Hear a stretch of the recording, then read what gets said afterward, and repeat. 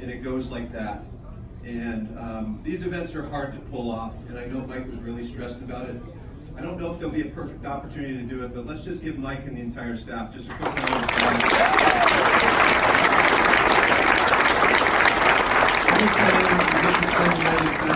It's a pretty good thing. And yes, so I have the honor of being one of the players who gets to speak tonight. I also have the honor of being one of Mike's teammates. And I feel like I've got an obligation to tell a few Mike Lavin stories. So, Mike did not give me a time limit. I trimmed the material. There's so much material, Mike, that we could go all night. But I remember distinctly when Mike came to Northeastern. It was 1992. He was a big recruit. This was a big name for us to get into the program. And the Northeastern News did a really nice write-up. It was a 3-page spread. And they mocked up a baseball card, and they had Mike in his Northeastern gear, and he had his sweatsuit on, and he had his, his hat and his bat, and he looked like 12 years old back then.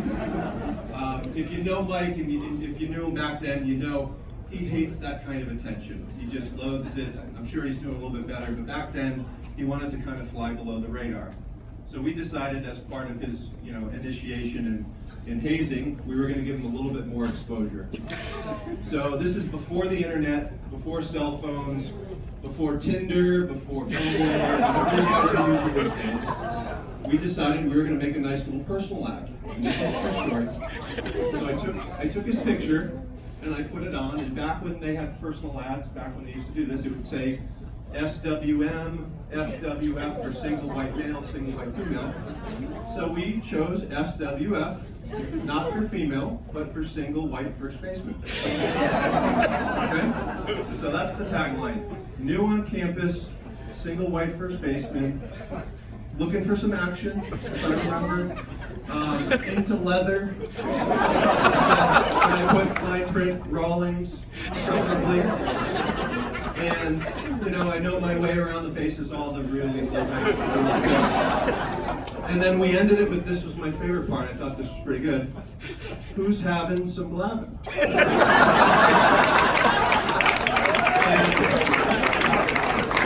At the bottom, like they used to do for guitar lessons and things, you put Glav and you put the phone number. We put his real phone number. And we printed, 200 of these. And he was home for the weekend. And on a Sunday night, we walked the entire campus and we put them everywhere. Okay? And fast forward to Monday morning, I'm walking through the quad. It's probably about 11 o'clock, coming back from class. And I hear, Brun. And I see Mike, if you see Mike walk, he's upright. Brun, he's got him in his hand. You know anything about these? I said, no, what's that? Get any calls? He's like, I know you did it. I said, I don't know anything about it. He said, just answer one question. Are they anywhere but the quad?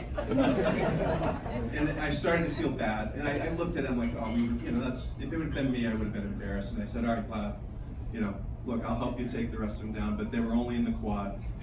Right as I say that, an ice cream truck comes by. 2 were on the side of it. And that's the start of our relationship.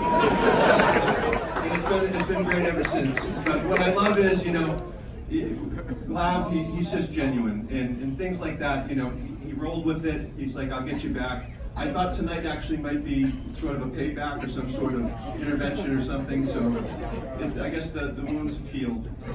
But honestly, what Mike did on the field, I'll talk about in a little bit, but I think what he's done with this program is really impressive. To see this, this group of folks tonight, if you've been to the field, Terrence and Nick talked about it, it's beautiful. Even, little things like uniforms. It might not seem like a big deal to the players coming in. You guys have 4 uniforms. I think I saw it on Instagram, 4 different uniforms. I actually brought one of my uniforms from when we played. We had 2. We had a nice black jersey with a red MU, and we used to refer to them as the ones that fit and the ones that didn't. Here it is, okay? We call these the home yellows. And I challenge any of the current players to try and squeeze into this thing, okay? I think it was made from old recycled burlap from one of the wars. I'm not kidding, mine came with blood. Actually had blood on it, so to see you guys to have that kind of thing, it's a real program now. And we did make do with what we had. But you guys have everything in front of you now. Now, I do want to talk a little baseball. So, I came to Northeastern in 1991, and we have some of where are the 91 guys? We got some guys here that were on the 91 team. Johnny Sheehan, where are you? Is he still here? Yeah. Johnny, okay. Johnny was a senior. Great team, okay? 35 wins. 35 wins, it's still a school record today. And that team won 20 in a row coming out of Florida. Everything going for us. We got tripped up in the conference tournament, and we didn't make the regional. The next year, Mike's freshman year, 92, we went, I think, 22 and 18. We had a good team, tripped up in the conference tournament. The next year, even better team, 17 and 19.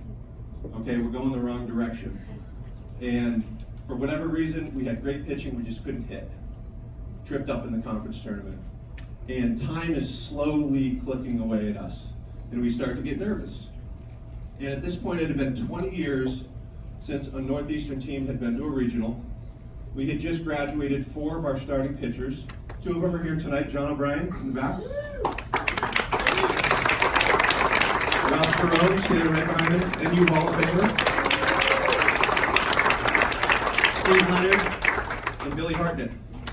And they picked us to finish in 8th place in the preseason. And I don't know how you do it now, but back then we used to, we finished our season, and then you'd get a little time off in the summer, and then you go straight into fall ball. So going into that 94 season, picked to finish in 8th place, all of our pitching is gone, and we're like, we're headed the wrong direction. And I'm glad they put the video up from Neil McPhee. Who here knows Neil and who played for Neil? Okay? We had a fall scrimmage at BC, and this was our first fall scrimmage of the year. And all of us made the big mistake of going out the night before. And we were out late, and as a first baseman, you can survive those days. But back then, we would start at 8:30, and we'd go till 4 or 5 o'clock. You play 30, 40 innings. You can't survive if you're a pitcher, and you definitely can't survive if you're a catcher. And I was a catcher. And I'm literally down in my crouch, holding myself up so that I wouldn't fall over. And what I'm about to tell you guys, in my opinion, was one of the most important points in NU history. And it was the turning point at a fall scrimmage. I see Coach McPhee coming out of the dugout. And this is after about 10 God Almighties. I remember Coach. God Almighty. Okay. I see him coming. And for those of you who don't know Coach McPhee, he was, captain of the baseball team, captain of the hockey team. Okay. First team to go to a regional, he was on that team. Drafted by the Tigers. Went into the Hall of Fame in 1980. Before he started coaching. He started coaching in 1986. He won over 700 games. So this guy's intense. We were all afraid of him. Think Bill Belichick, sprinkle in a little Bobby Knight, and then sprinkle in a little Winnebago Man. If you haven't seen that, look that up. You'll know exactly what I mean. So Coach comes out of the dugout, and I'm thinking, oh boy, he's going to rip Pete Schultz a new one. The pitcher, he couldn't throw a strike. We walk out to the mound. He looks at Pete, and he looks at me, and he grabs my hand. And I said, what are you doing? And he said, I wanted to see if you had more than one effing finger. Okay? And what that means is, I had been calling